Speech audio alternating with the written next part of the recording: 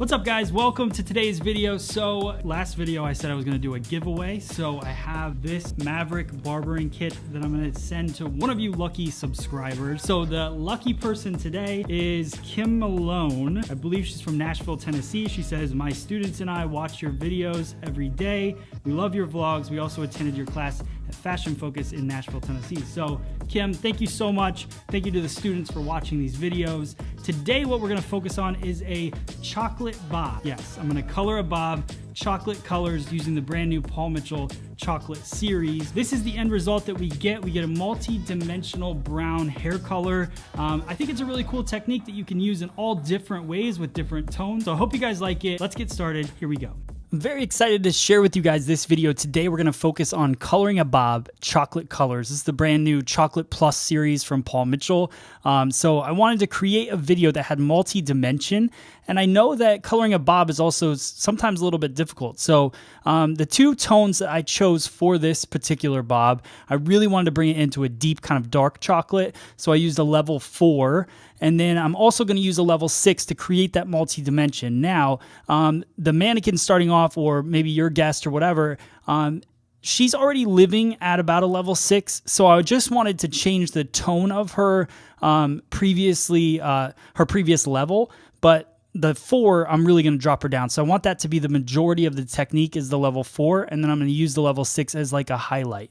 So we mix these equal parts in the bowl, 20 volume. The reason I chose 20 volume instead of 10, I just feel like 20 volume reacts a little bit better on a mannequin. But if I'm just depositing hair color and not lifting it, then I would definitely probably go with a level 10, especially for that the level 4 hair color. And then for the 6, I'd probably use the 20 volume. So just make that adjustment with your human guests.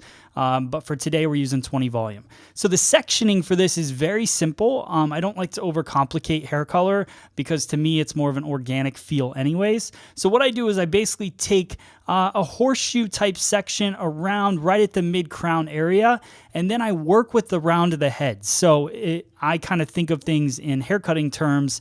I'm working a round section, following the round of the head, basically creating straps of color. And I start with my darkest color first. I really want to put that dark color right around the face because, again, it's going to be the majority of the color. It's the color I'm choosing because I feel that's going to go best with her skin tone. So I'm going to start with the 4, and then I do another strap that comes around, and that's going to be my level 6. So I paint that in. Now, the other thing that I want you to notice is that as I round the head, as I get behind the ear into the depth of this bob, I'm going to use the darker color pretty much throughout the entire back portion. 2 reasons. Because when you're coloring a bob, I don't want to put too many highlights in the very back because it's going to look spotty. As that graduation builds up, it can look a little spotty when you add highlights to it. So I like to paint that deeper tone all the way through into the back. So I'll switch up my technique. I'll start with the lighter color and then shift into the darker color when I get back there. So again, I went dark, light, dark, and then light. So I'm in the light portion now. And notice, because I'm working diagonal back, each one of these sections is going to fall over the other. If I did these vertical, then I would get a more stripy effect. Even though the tones aren't that different, I still want it to have a nice little blend to it. So I'm going diagonal back. Each of those sections is still going to have it's going to come out. You're going to see it, but it's not going to lay super stripy. So I like using the diagonal. So last section, I'll use the lighter tone. That lighter tone is going to kind of lay over the rest of the back. So I'm going to do the same thing on the opposite side, starting off with my dark color, working diagonal back. I've already painted most of the back part of the hair, so this side becomes a little bit quicker. And I'll just work my way up. Now this series, they call it the Plus series because it's great for gray coverage. So if you're looking for gray coverage within this product, it's great for that. This would be a great thing for my guests that have gray hair to be able to create multi-dimension because you don't want to just paint one color on your guest. That's not a natural look. So being able to go through, mix up your tones. This could even be a redhead or, blonde, whatever you wanted. It's still going to have a nice blend to it. So even if you don't like these tones or you're not trying to go darker with your guest, it's still a great placement. So remember that. Same thing. I'm on my darker tone again. I went dark, light, dark and I'll go light at the top portion. And just painting that through. This is my last section, going with my light level 6 CH. So there we go. Now I'm going to move into the top. The top's pretty simple as well.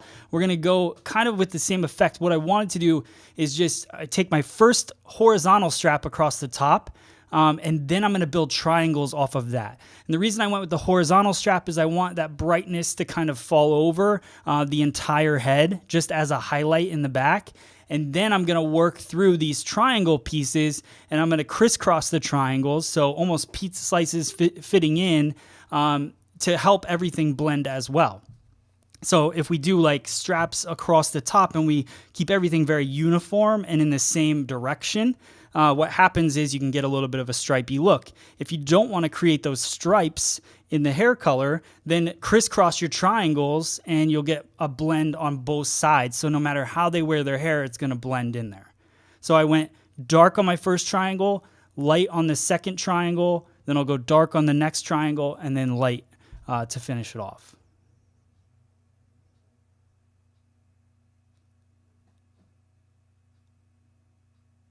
So you can see I take it from the tip of that triangle and I go right over and just create about an inch wide section by the end of the triangle.